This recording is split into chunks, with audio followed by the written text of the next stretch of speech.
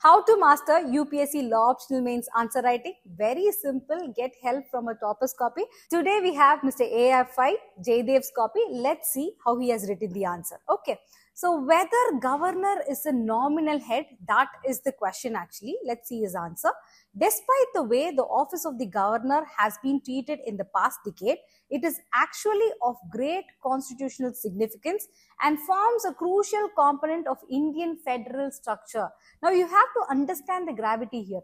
First, he talks about the reality, how everyone views a governor's post. But if you see the constitution, governor will be the linking bridge between the state and the center. So he is enjoying a great importance in our federal structure. That he is trying to point out. And then he continues like this.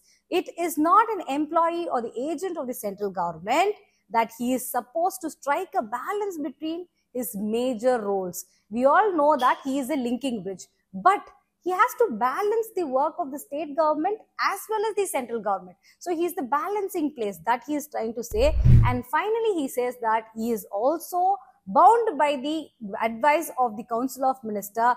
However, in crucial times, he should act diligently, example, while declaring emergencies. So the thing that we have to understand from this copy is that any knowledge that you get from the book, don't repeat that in a bookish way in your UPSC answer sheet. What we have to do, we have to process the knowledge and bring it to reality and practically mix everything up and write your answer.